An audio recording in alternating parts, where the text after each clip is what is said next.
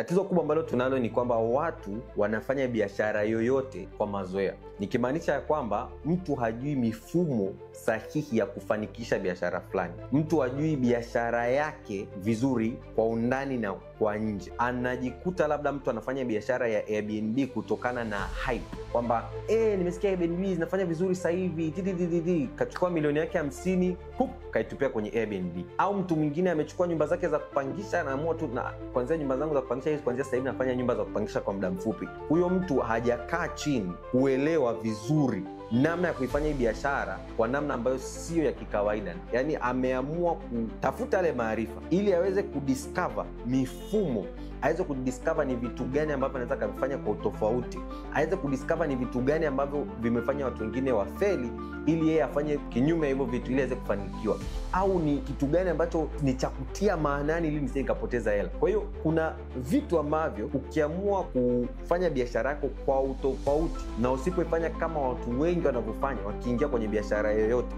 then uwezo wa kufanikiwa kwenye biashara ni mkubwa sana.